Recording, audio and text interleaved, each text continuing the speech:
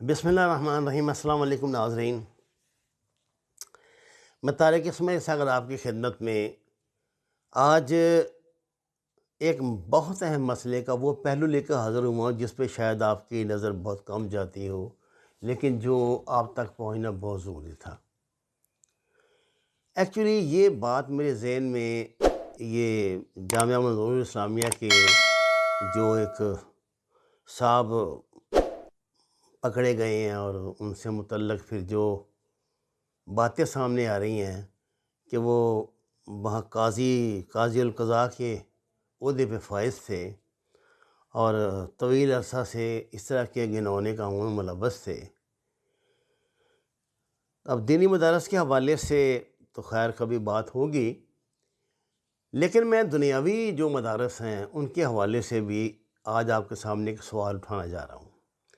ناظرین، آپ جانتے ہیں کہ بلوچستان میں آج کل انسرجنسی بہت زوروں پر ہے۔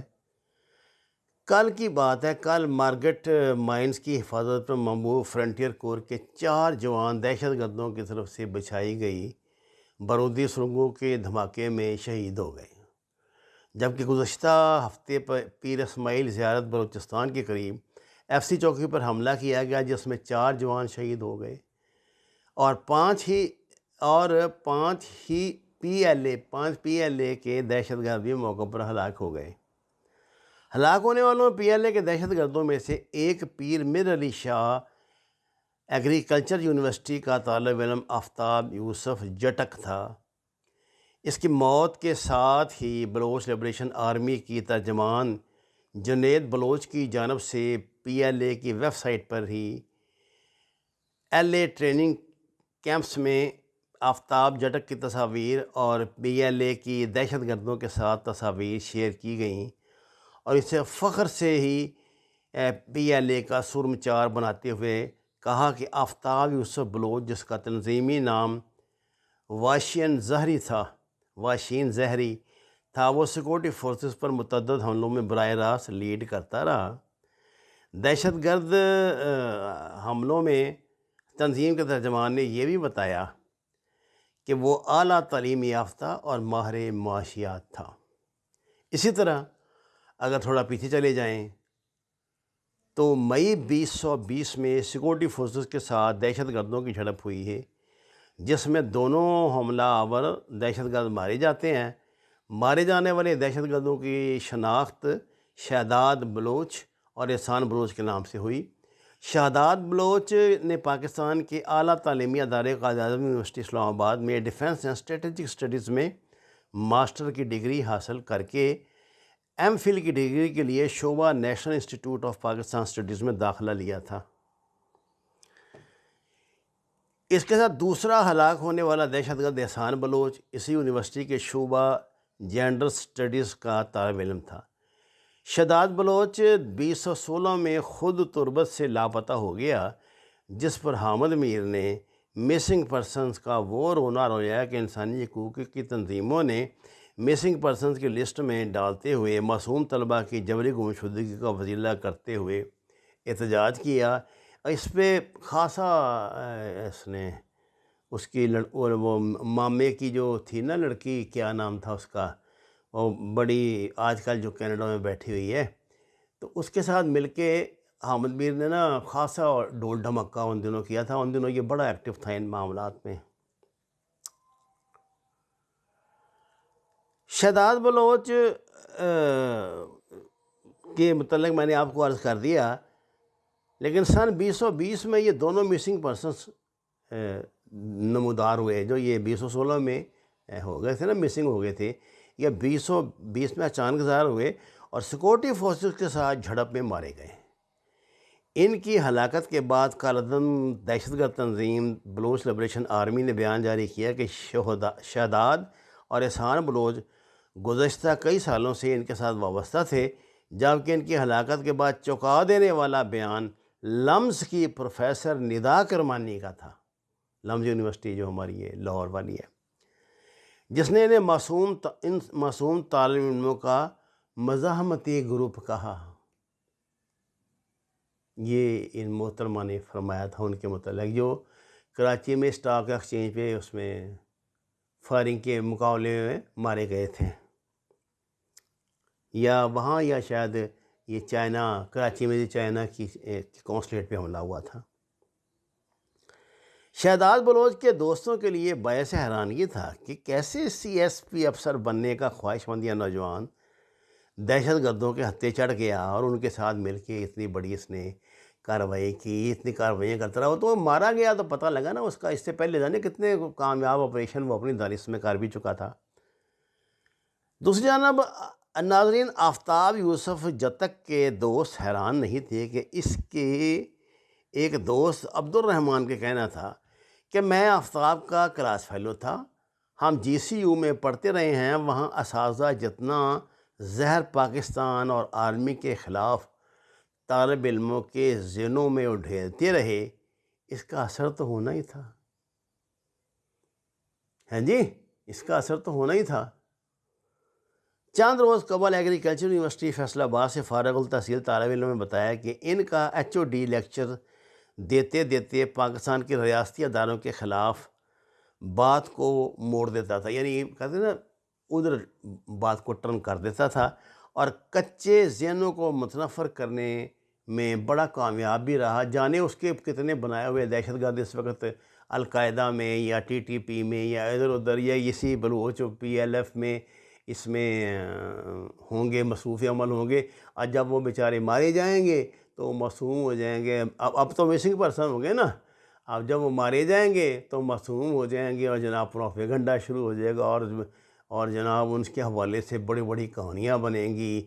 یہ جو حامد میر and company, Hajan and company جو ہیں دونوں، یہ اس جیسے اور بھی جو ہیں، یہ مل جل کر اسے پتہ نہیں کون سا ہیرو بنا دیں گے، کون سے دنیا کے ایوارڈ اسے دلا دیں گے۔ اچھا، یہ عام آدمی کے لیے چونکا دینے والے انکشافات ضرور ہوں گے، اور اس سے جامعات پہ کوئی سوال بھی اٹھتے ہیں۔ نمبر ایک تو یہ ہے کہ کیا تعلیمی اداروں میں نوجوانوں کی برین واشنگ کی جا رہی ہے؟ دوسرا سوال یہ ہے کہ یونیورسٹی کے طالب علم کس طرح دہشت گردوں کے ہتھے چڑھتے ہیں؟ تیسرا، وہ کون سے اساتذہ ہیں جو بیرونی ایجنڈے پہ عمل پیرا ہیں؟ اور چوتھا، یہ کیوں پاکستان اور سیکورٹی اداروں کے خلاف طالب علموں کے ذہنوں میں زہر انڈھیلتے ہیں؟ پھر سوال یہ ہے جی پانچواں، کہ یونیورسٹیوں میں لسانیت، نسل پرستی جیسی مکروہ نفسیاتی اور سماجی بیماریاں پھیلانے والے کون ہیں؟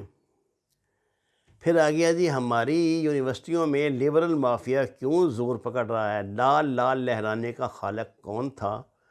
فنڈنگ کہاں سے ہوتی ہے؟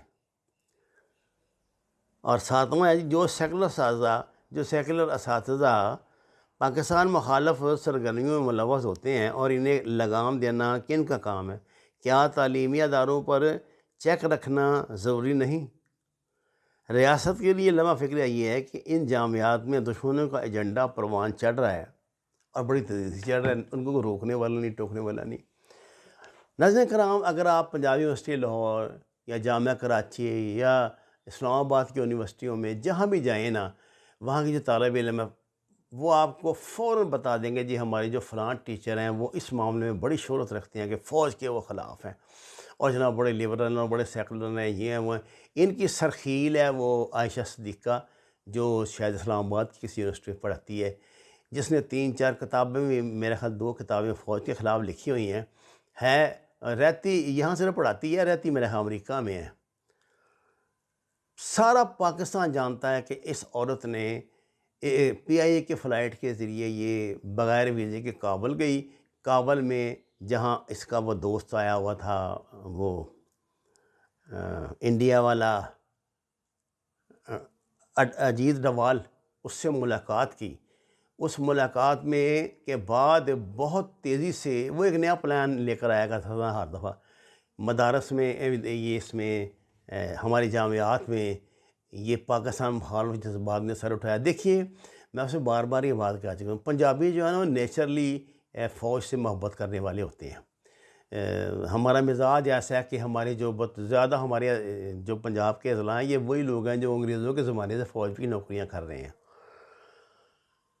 حیران ہوں میں اس بات پہ، آپ نون لیگ کے کسی عام ورکر سے بات کر لیں، وہ اتنا زہر اگلے گا فوج کے خلاف. اچھا اس کو بیچارے کو پتہ کچھ نہیں ہوتا, اس نے تو سنا ہی نہیں, جو سنا دیا یہ جو ارسطو ہے جو اس نے سنا دیا, کوئی اور اس طرح کے ارسطو جو ہوں گے وہ جو اس طرح کی باتیں کر دیتے ہیں.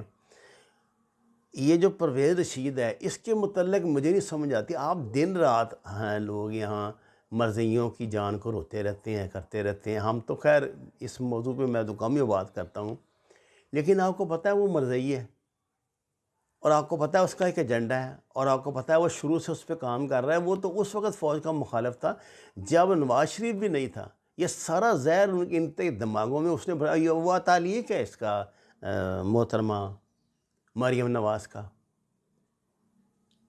یہ ہیں وہ لوگ. اور میں نے پہلے بھی آپ کو کہا تھا کہ میں یہاں نام لے کے تو نہیں بتا سکتا, لیکن جو ہماری اینکر بڑے بڑے جو کالم نگار ہیں کہ ان میں کون کون جو ہے وہ اس سے مرزئی مسلک سے مرزئی ہے, جو وہ مسلک تو نہیں, استغفر اللہ, وہ تو کفر ہی ہے.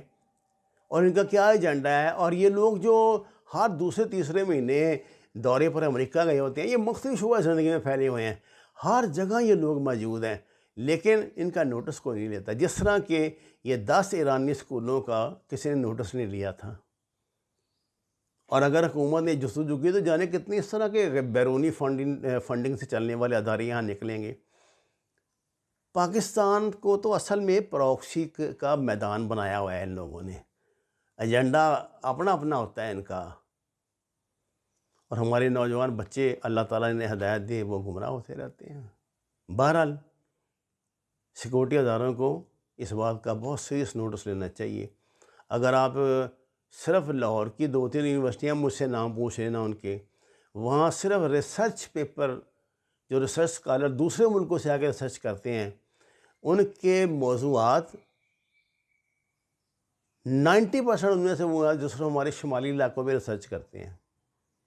کیوں؟ کیونکہ آپ کو پتہ ہے کہ انڈیا کی ڈاکٹرائن جو ہے وہ یہ ہے کہ وہ شمالی علاقوں پہ قابض ہوگا, وہاں سے حملہ کرے گا, وہاں سے یہ کرے گا. اس حوالے سے بڑی افواہیں اس پہ سوشل میڈیا پہ آپ بھی بڑی خبریں پڑھتے رہتے ہیں, میں بھی پڑھتا رہتا ہوں. میں اس کا ذکر کرنا مناسب نہیں سمجھتا, کیونکہ یہ بھی پھر یہ ہے کہ دشمن کے پروپیگنڈوں کو آگے بڑھانے میں ایک ذریعہ بنتا ہے. وما علینا الا البلاغ المبین. ناظرین کرام, درخواست ہے قرآن اور نماز کو ترجمے کے ساتھ جانی, ہمارے چینل کو سبسکرائب کریں, لائکس دیں. سچ کے سفر میں ہمارا ساتھ دیں. آپ کا بہت شکریہ.